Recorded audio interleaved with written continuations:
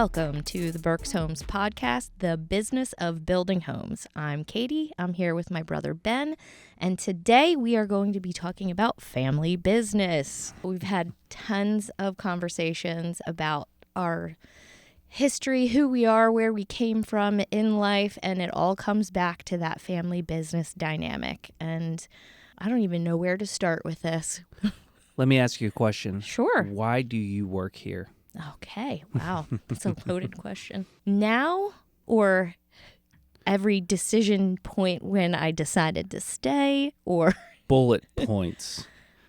How did you get here at Berks Homes 2024? Okay, that's great. So I was always interested in making money. I always wanted a job. When I was little, I just wanted a job. I just thought it was really cool thing to be able to make my own money.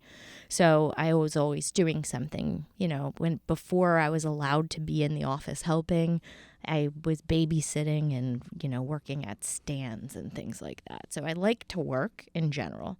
And then this company provided a wonderful opportunity for us to have jobs here. There's always something to do. And Experiment? Yeah. Put packets together, code invoices, run prints. There was always something to do. And I started doing things at the office in the summers, at least, if not throughout the year, when I was 12, There was always a focus on just being productive, right? Yeah. Like money, Yeah. like you said. Yeah. I really liked getting a paycheck. Yeah. Yeah, it don't was know like why. I worked, I got money. Yeah. And that was the end result, and now I can do stuff Right. with money. Exactly, without having to ask anybody. Yeah. I like that independence from a very young age. And I never really thought that I would have a career. So, we grew up in a Mennonite household. Mhm. And that background, there's not a lot of emphasis put on careers for women, especially in the 80s and 90s. Growing up, it was like I didn't think about having a career or what I would do with my life. I kind of just thought I'd be like Mom. Even though you wanted to. I wanted to, but it didn't seem like an option for me. Right. But I went to college because I wanted to play soccer. That's true. So I had a great time in college, played soccer, got a business administration minor, psychology major. I just didn't know what I wanted to do. So after I graduated college, came back to Berks to work full time because I didn't know what I wanted to do. And I was not very serious about it. In fact, I'll tie this in with a story that I just told at our EO meeting the other day. What was the question? A difficult work situation, and what did you learn from it? So my answer to that story was probably the most embarrassing moment of my adulthood, I think. Wow. It was about 5 months after I started working at Berks Homes full-time after I graduated from college. So I was a real adult at the time, but I was not known for being prompt or even really caring about work. Mm-hmm. Admittedly, I was not the career-driven person that I am today. It's true. And so that was kind of a point of contention between Dad and I. Like, well, you listen, either you want to do this or you don't. Mm-hmm. Are you working or not? In or out. Not that I didn't come to work every day, just would not be at exactly 8:30. Mm-hmm. You have a start time. And I maybe didn't get here at that point every day. So one day I showed up late, not even really prepared for the day. My hair was wet from the shower. Didn't even fully get ready. And I walked up to the side door, and there was a key taped to the door with a note that said, "You're late," written by our father, the owner of the company at the time.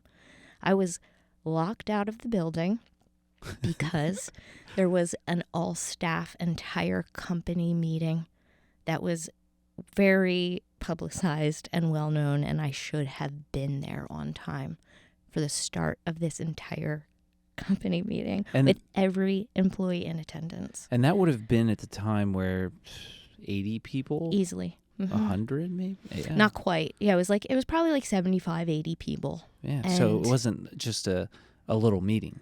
No. And I was about 20 minutes late to the start of this meeting. And I walked in. There was one seat left in the room, and it was in the middle of a row. I had to crawl over people's legs to just squeeze into this last seat with my hair dripping wet. And everyone stopped. The guy presenting, I think we had an outside speaker. I didn't mention that. Oh, wow. It was our profit sharing plan presenter talking. Oh, it was just the most embarrassing thing ever. So what I learned from that was that Dad meant it when he said either do this or don't. So I had a decision to make. Do I mean it? Am I committed? And am I going to have a career or not? And from that day forward, I committed. Yeah. And I tried, and I became a good worker. For context, can you explain how that? Now that would embarrass anybody, I think. But for context, can you explain how that is like 10x for us? Yeah. Yeah. Well, our father is the symbol of commitment, of consistency, of promptness, doing what you say you're going to do, exactly how you said you're going to do it consistently every time, and better than anyone else. And so for me to be the exact opposite and just like a flake showing up not prepared, not committed, it's just like you weren't even a minute early. Right. Right. And I forgot about the meeting. That's what I mean. Not only was I late, I forgot about it. Well, obviously. Anyway. It's awful. Well, it's just the context I think is important because of the symbol, like you said, that Dad holds for that example. Like that, that is what he is. He arrives before everyone in the morning. He's always here. For 40 years, he was here before everyone else. 5 o'clock is like late in the morning. Yeah. And just that consistency. And if you email him, he emails you back immediately. It's just... He's the anti-flake. Yeah. It's just the best way to describe it. Yeah. But also being, you just never want to bring attention to yourself. Right. In general, let alone be a full-on disappointment publicly. Yeah.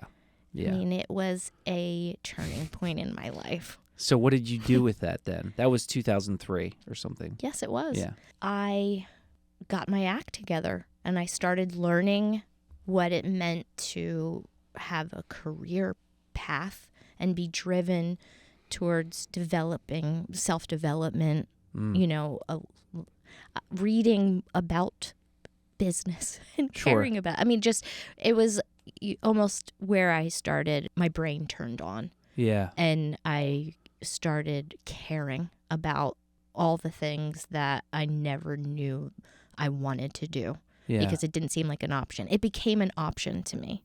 Okay. To have a career, be committed, and do well and be successful. When do you think... I always thought there's like a switch that people make in general doing work, which you're very intelligent and you could do. You've done so many jobs here, but you were doing something very specific at that time. But punching the clock, essentially, right? Yeah. You were just going in, doing the work, which could be interesting or not, but you were going to do it. But when did you... I always feel like there's a switch. If you're going to try to be a leader, you just start like kind of taking yourself out of the work and trying to see the big picture and how that all works together. Yeah. And becoming less of a technician.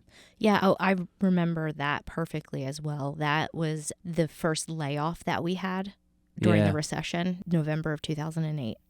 Okay. That's when that changed for me because I was impacting people's lives in a way that I had never thought that I would be before. Now, it changed how I thought about being a leader because I never wanted to have to go through that again. Yeah. I never wanted to have to lay someone off again. Right. So I wanted to learn how to lead an organization in a way that we would be bulletproof from anything like that ever again. Yeah. No, that's a good I think that's important to remember, because it's just a different concept, and some people don't want that, and that's totally fine.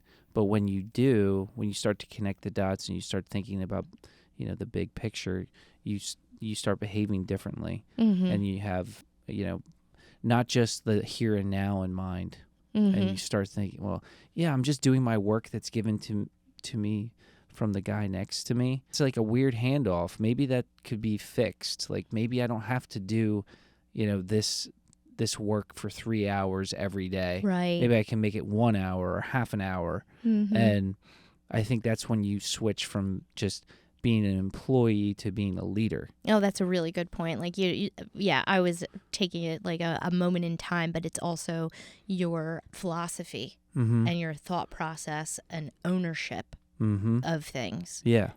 I think that's the best way to describe it, is taking ownership of it. Yeah. And being committed to the holistic view. The results. Yeah. Too. And I think it's important to remember when, this what we're talking about is family business, is you can not be entitled and still look entitled.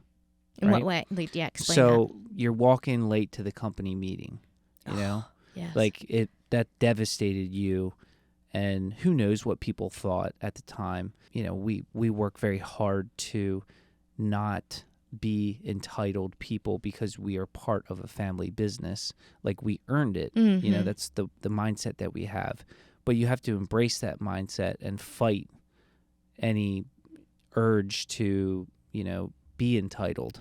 Right. Well, and to that point, like I said, that was a couple of months into my career here. And the best part about Dad leading us is the fact that from that moment, I knew that he would fire me if I didn't perform better.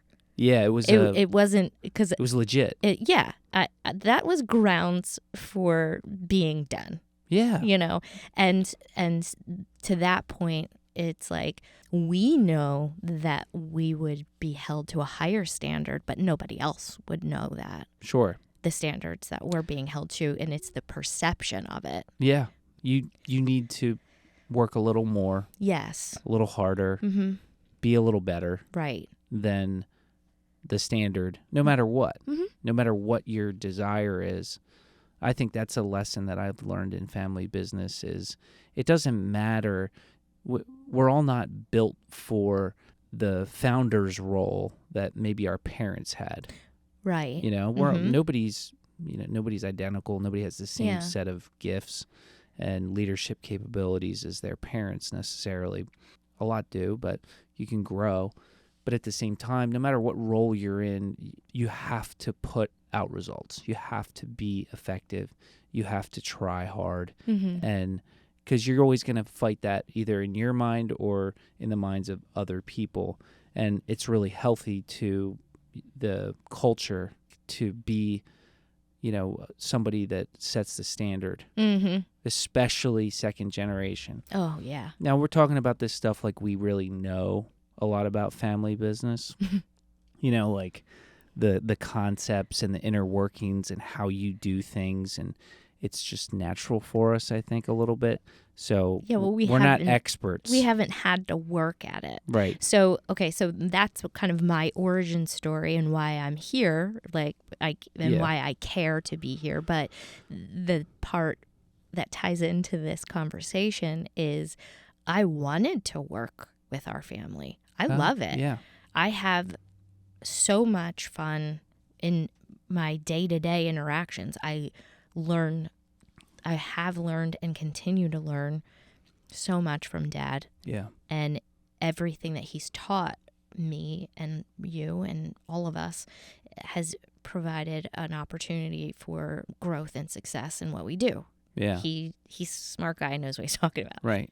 But throughout the years, I've had the opportunity to work with every single person in our family. Yeah, I decorated model homes with Mom first, and then Maddie, our next oldest sister, started decorating them with us as well. Now our youngest sister's doing it as mom's kind of, Easing stepping off. out. Yeah. And Rachel had internships here. She worked in the marketing department. I outsource copy to her still. I mean, I've worked with every single person, and I work with you every day my whole life. So I love it, and I that's part of the appeal for me of being here is I get to work with all of you. Right. And I think that that's part of the conversation that we should be talking about. Is not everybody likes working with their family, and it's not an easy dynamic. So to your point of us not being experts, we've not had really any hardship with it. Well, I think to be clear too, we have 3 sisters that aren't involved. I mean, outside of the model homes. Yeah. Right. Mm-hmm. So day to day. Right. Working as a group, that would be challenging probably. Just that's a good point. The amount of people. Yeah. I'm not saying that we couldn't work with those 3. Obviously, we could. It's just more voices, more opinions, that kind of thing. Yeah. And obviously, Dad's just an easy guy to. There's basics that you have to get beyond the promptness and that kind of thing. But if you're giving it your all. And your principles, that your ethics and core values are aligned. He's pretty easy to get along with and fun to work with. But, we don't get to work with him as much anymore. Yeah.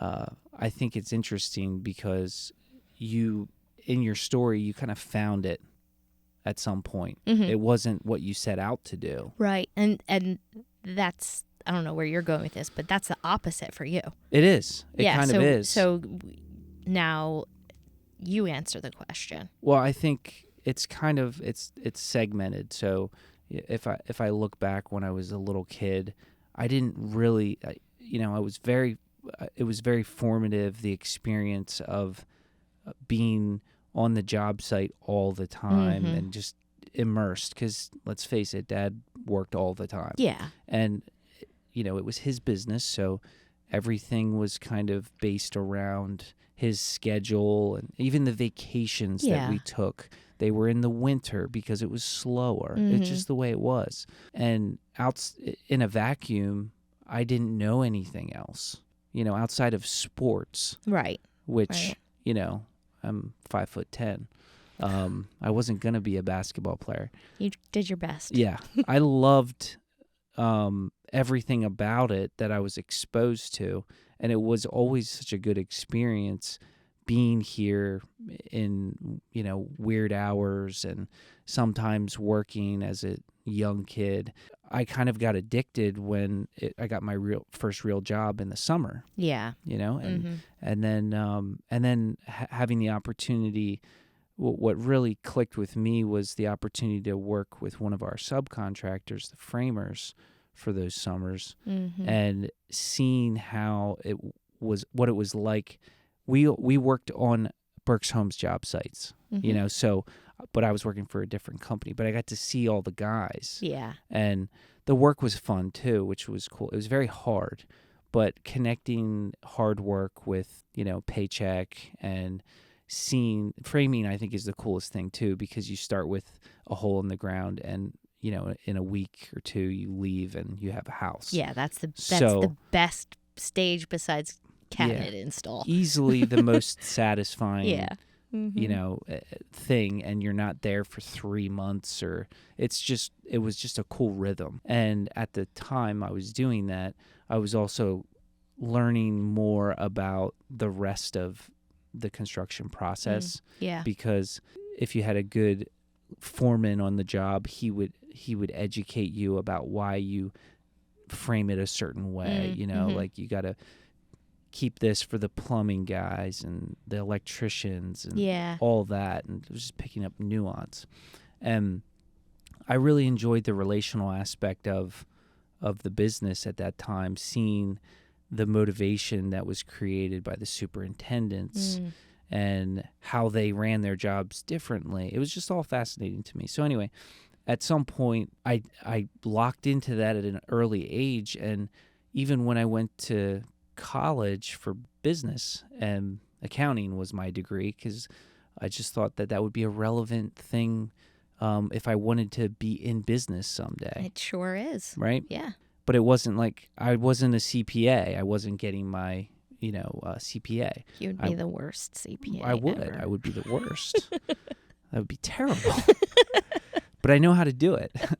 And even through college, it was like, what are you going to do when you grow up? Well, I'm going to build houses. Yeah. Like, why are you even here? That kind of stuff. So I knew I wanted to. I didn't know what it would look like. I certainly didn't know if you were going to work there. I didn't even assume that. No. I didn't really think it was going to be a family business. No, I didn't either, obviously. I just wanted to get working. Yeah. And making money. Mm-hmm. So after college, worked here. 2005, had a couple good years and ran into the buzzsaw of the recession. And I was in land development, which is like the absolute cesspool for working at that time. It's just like the worst. Yeah, like the worst thing you could do. Like the least transferable skill set in the world. For 15 years. The tip of the iceberg for the Great Recession. And I got to the point where I was like looking around when you said you kind of made the tipping point about wanting to be a leader at that point. I always struggled with that because I always felt like I was playing from behind, like I didn't deserve, to be a leader of people because I was still always just the son of the owner, Right. And so I think that was one of the reasons why I left the company. Because, at that time. Yeah, it was, we both had formative experiences there. Mm-hmm. But number one, I was looking around and I was like, I am absolutely not taking somebody's job. Right. Like at some point, the list was getting smaller and smaller, and I was like, well, that's not fair if I take that guy's job or that guy or that guy. Dad, let me make your decision for you. See, you took my noble cause and then just one-upped me because I'm like, fell on the sword. I'm like thinking here I am. I'm going to save these people. Like, no. Yeah. Ultimate sacrifice. And as Dad crossed me off the list, thank you. That was nice. Mm-hmm. But yeah, when I went into, actually I started flipping houses for a while, which was fun and interesting. But it was a good experience to understand, risk and reward and figuring it out on my own, And the cool thing was I still kept my office here, and I was able to lean on Dad's experience and that kind of thing. But obviously he was a little distant trying to save his company. Yes. So didn't have his full attention, as you can imagine. Right. And nobody did except for his pay trades back folder. Yeah. As the full attention went to that. Yeah, his constant phone calls with vendors and everything. And that was a good experience, I would say, for him and the business. Mm-hmm. We certainly wouldn't be here today without, understanding risk and reward and difficulties. And you can never be too careful in your planning because, and surviving was 100% due to his personal risk aversion. Yeah. With his personal life and how conservative he always was. And, most guys, when their business went down, they went down. Right. And he's the one that propped it up. Yep. Personally. And so I think that was really cool to see. But anyway, after flipping houses for a few years, just randomly got into the remodeling thing because somebody thought that's what I did, and they asked me to do a job. And just so happened to be one of our old customers was able to kind of figure that out and like, I guess I could do that. The idea of remodeling to me at that time was like I was oil, that was water. Like, why would you ever remodel when you can have a clean new canvas? Right. Like, that's just like, why would you work harder? Yeah. Why would you do something that is hard? That's what I was asking the whole time. Yeah. So then did that, started a business. And actually, that was 10 years. It was 2009-ish to 2019. And now it's a thriving business, and they're still here in the other part of the building being run by my partner Brock. But, it was right around when I would say 2017-ish where, what I loved was being a business owner and entrepreneurial and creating my own destiny, but I did not love the work as much, and I did not see the ability to scale. One thing that Dad's taught us very well is, if you're going to do something, why wouldn't you do it the best? Why wouldn't you do it the biggest? Why wouldn't you see if you can shoot for the stars? Yeah, that's the key is, and why not try? Right. And for me, I think there was a period of time where I was just doing it just to say I wasn't working in the family business. Like it was almost like I got to prove my own thing. And at some point in my head, it clicked. I was like, but that's kind of what I want to do. Like, why do I care about anybody else? Right. At some point, we get old enough to get over ourselves. Well, and I whatever. don't care about other people's opinion in any aspect of life. I do not know why that crept in. And I think part of it was seeing that you were locked in too. And well, at that point, we both left the business. I was only involved for decorating model homes for a couple of years. You had remodeling, and I came back into the business full time. What year was that? 2018. Okay, so a year before, and then I remember you would come down to my office. Oh, I need your help. Yeah, boy, if I'm gonna do this, and I think that kind of got us both excited. And at some point, I needed Dad to want me. Like I didn't want him to accept me back. Well, and he asked. He did. Yes. And so, I think that was important for me in my mental state of, would this be a good thing for the company?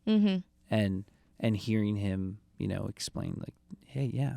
I mean, he always wanted it. Yeah. But he would never say anything, otherwise. No pressure. There's no pressure. Yeah. So I think that was transformative.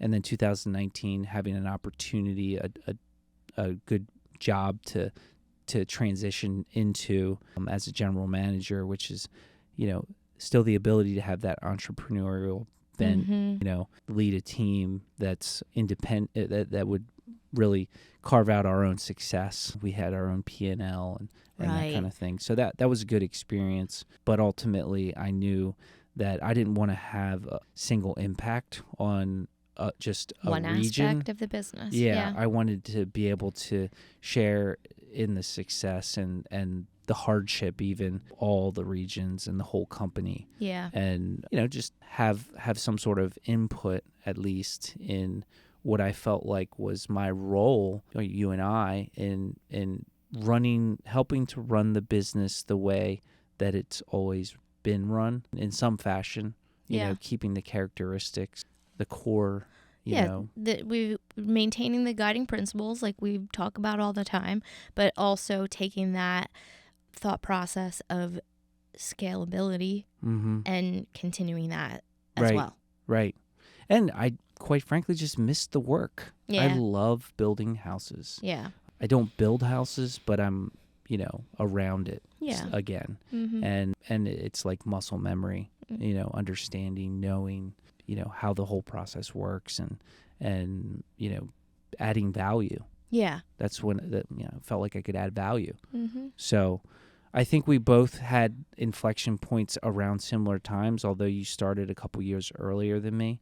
Well, it's the same. I'm 2 years older. Everything kind of happened 2 years ahead, but now we're kind of on the same path at this point. When do you think you realized that, it was a family business and there are certain dynamics that are different about another role? Meaning like you went from your initial responsibilities here and then it clicked to being a leader and then all the way until now. When did you realize that there was something different about who you were compared to, other people in the business? Oh, that's interesting. So The other piece to this that we haven't talked about is our partnership with Mike. Yeah. And the fact that he came into the picture with Dad before we came back. Mm-hmm. So there was the dynamic of Dad having a partner for the first time in our entire lives. Right. And because we weren't here.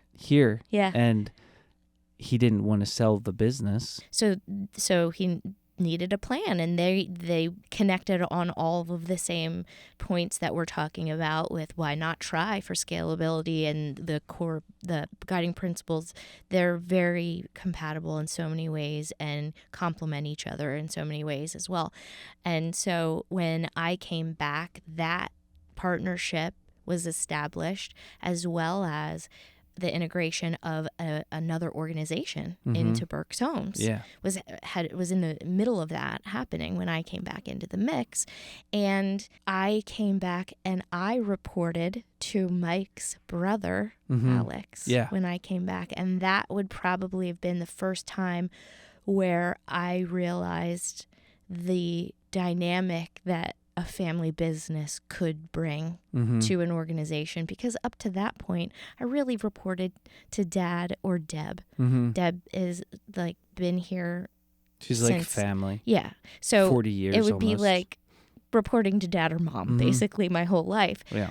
And then when I came back as a career woman, you know, and having to report to someone outside of the family or the structure that I was accustomed to, I realized how normal that is. Well, how many assumptions I made about how, like, I didn't ever have to try. I never had to make my case for anything. Right. Anything I said went up to that point. And that's where, not because it was given to me, not because of that entitlement, more because we had worked together for so long that there was an understanding that everyone knew where I was coming from and we were on the same page. Yeah. This was a new dynamic. Yeah.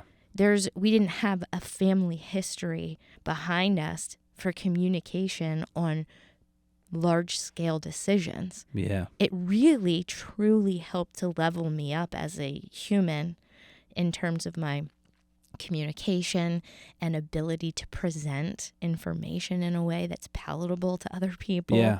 You know, articulate stuff. Oh, absolutely. I mean, as I'm stumbling over my words. No, but I know what you mean. I think that was tremendously impactful for my career at the time. I guess that's a point to make about some of the pitfalls of family business is some of the stunted growth in your development, because you're not challenged in that way, because you don't have to go through those growth steps. So that was something that was very interesting to me. Like when I realized, I'm not as far along that I thought I was, not because my work production was any different. It was more my leadership skills. Communication, right? Presentation of things. I mean, there was a lot that went into that, which I'm very grateful for at this point, because it can only help, you know? Because we can work together and communicate with few words. Yes. And just kind of vibe and have an understanding of, like, we can talk about something and both visualize the same thing. And that's the beauty of our family business dynamic. The three of us. Yeah, with Dad too. Yeah. But the pitfall to that then is, how do you translate that for other people? Be professional. Be professional and be inspirational. Be taken seriously. Yeah. All of those things, that was very eye-opening to me. We have a baked-in understanding. Well, of course we want to, be kind to people. We want to be doing the right thing at all times. We want to make money. We want to be the best, all this. Like, I don't need to question you on that whatsoever. And the context of when you lay out a plan to me, there's fewer words involved, because I already know all that. I know where you're going. I know your motivation. Yes. And it cuts out half of it, right? If not more. Right. Yeah. It's like, have a new employee. I mean, all that stuff's brand new. Mm-hmm. All of it. Mm-hmm. You start over every time you meet somebody, work with somebody for the first time. It's why we take a lot of time in understanding people's personalities, Yeah. and we Motivations. we do all that. motivation testing and all that stuff, because we need shortcuts when we can, because the ramp up's too long. Yeah. We have a whole life together. And I think for me, I noticed that too, and was at maybe a little bit of an advantage because I went out. Yes. First, I worked for one of our subcontractors for all those summers. And then, when I was doing my own business, I had to figure that out a little more. And it was just luck. So really. When was your moment? I think it was probably right when I started, and because it was, you graduate from college, and there is, I think for most people, that transition to work immediately is like the clock's ticking all of a sudden. Where when until you graduate college, you're always on somebody else's time. You're always like your parents are taking care of you or helping you. I'm not talking about everybody, but just generally, especially if you're in college. There's nothing except the time until you get to graduation, and you can do whatever you want until then. But when I started working, it was like the clock's ticking, and it was like, again, this whole achievement thing in the back of my head of, well, what am I doing? What am I doing? What's my next thing? How am I going to create my own legacy? Not selfishly, but how am I going to make an impact wherever I am? And I wanted varied experience. I don't know if you remember when I graduated with a degree in accounting, I asked to work in the field as a detail carpenter, aka punch out guy at the time. So I went, bought a truck, got tools and everything. I worked for 3 days, and then we were implementing a new ERP, which you were heavily involved in, and Dad called me, so it would have been Monday, Tuesday, Wednesday, called me on a Wednesday afternoon and said, hey, I'm going to need you to start working in the office. And I was like, what? I got all this stuff. Like, I'm ready to go. I wanted to work from the bottom. Yeah, ground up. And he's like, well, you're young. You know computers. So you're going to have to be an estimator. You're going to have to work with Katie. And that was interesting. But there was I was excited about it because I was like, oh, okay, fill a need. Yeah. I wasn't going to break any records being a detail carpenter, but that gave me fulfillment in that time in my life. And obviously the recession was formative for anybody involved really in any business at that time. Yeah. And we all have our own stories, but I think always being able to fill a need and see how that impacted not just me, but my family, like Dad, and what it meant to the business to help. Yeah. That was always intriguing to me. And I just always wanted to, fill in, get experience and figure it out.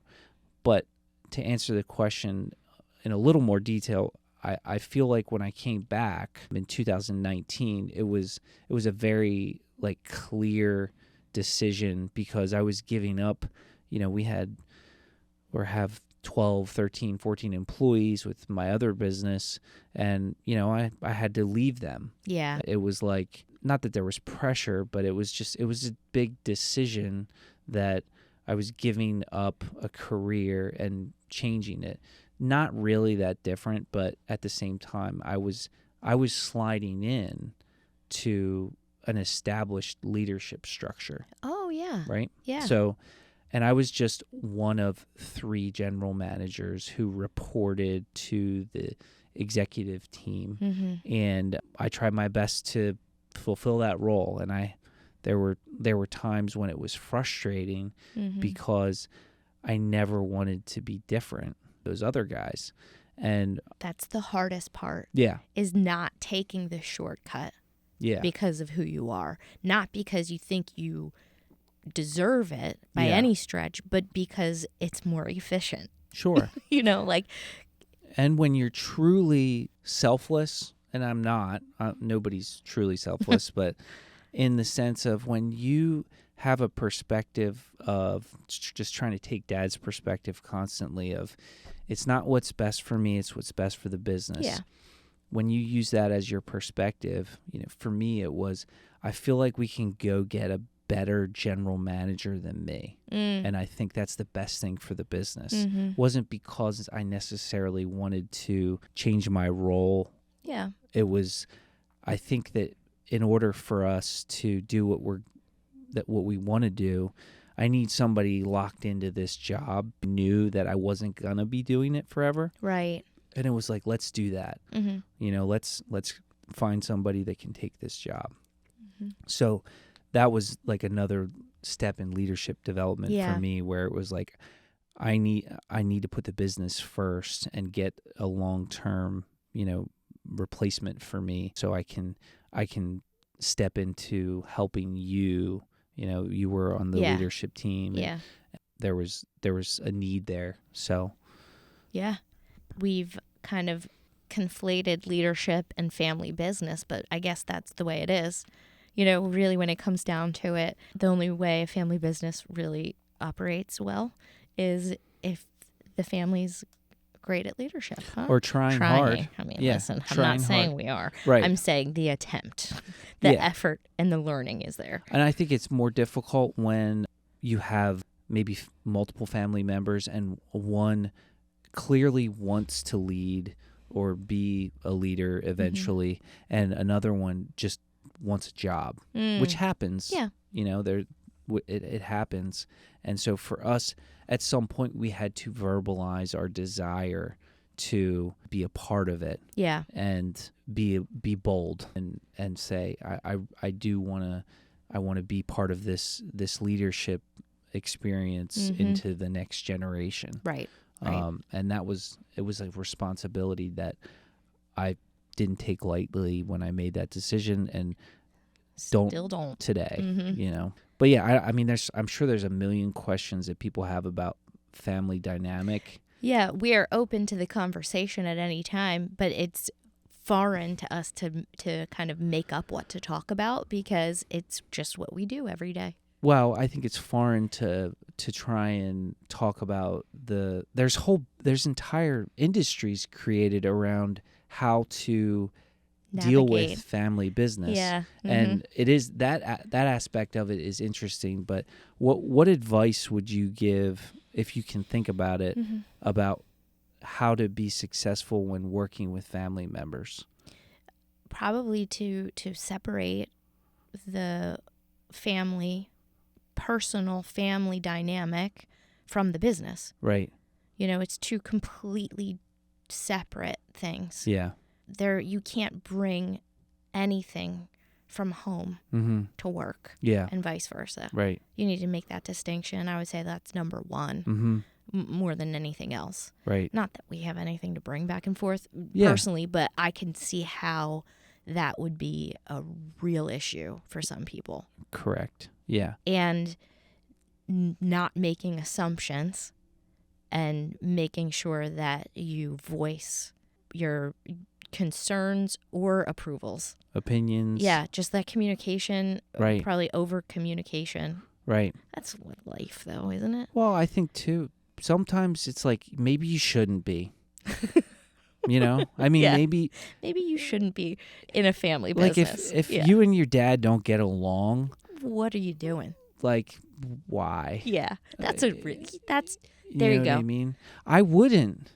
If we didn't get along, I wouldn't. Why would I come to work every day and fight with my dad and sister, anyway. Or have constant battles? Like, it might just not be if that's your a good situation, idea. Highly recommend getting out of it. Yeah, rethink it. Yeah. So that might be some advice. I think the other piece of advice I would give is that it should be good. Like you can make it good, but if it isn't, get out.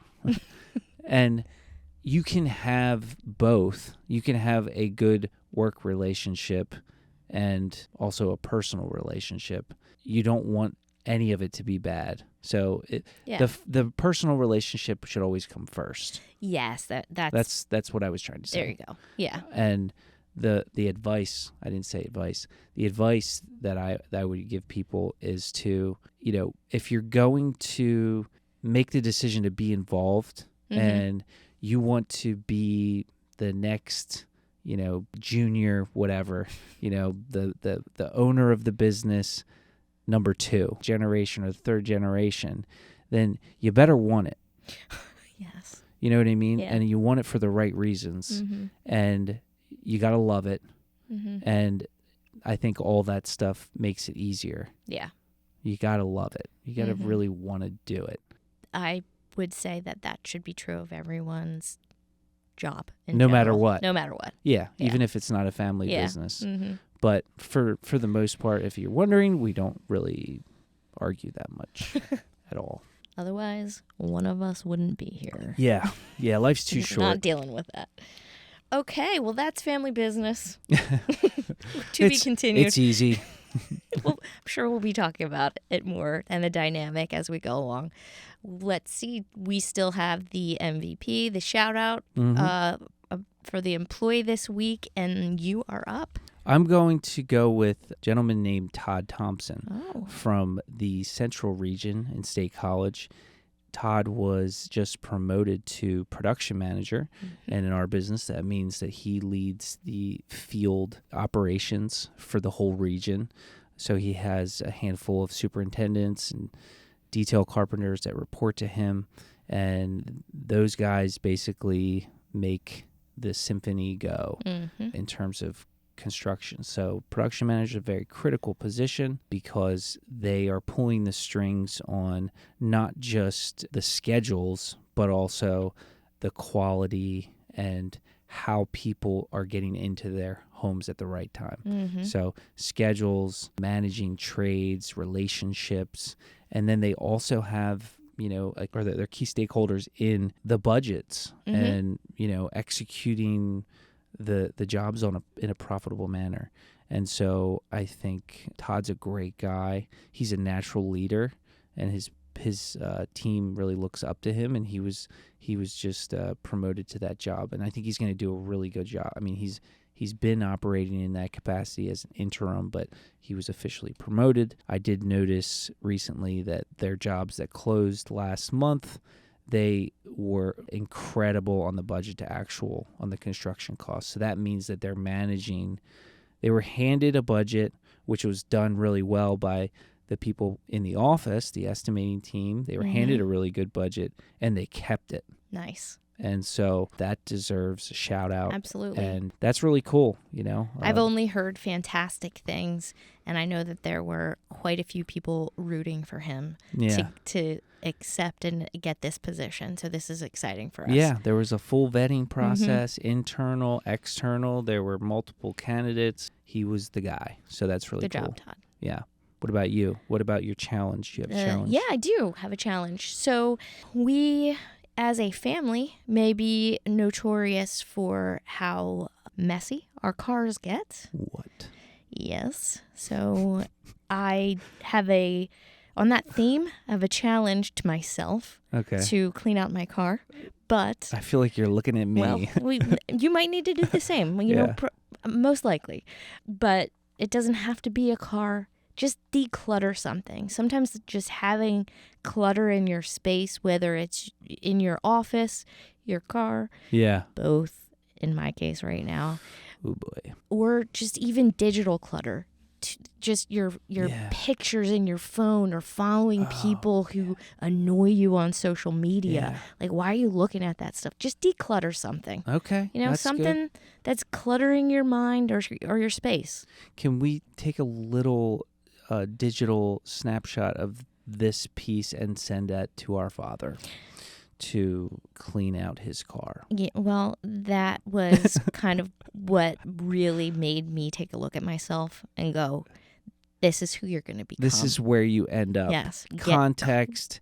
Dad's car is, I don't even know, it's probably past 300,000 miles at this point. Yeah. And it is a disaster. You can't even. There's duct tape on the seats. Yeah, it's hilarious, but that's the genetics that we're dealing with, and we don't value vehicles very well. And but that's the challenge. We'll work on it. Okay. And that's the podcast for the week. We will check back in next week. Have a good one. Yep. See ya.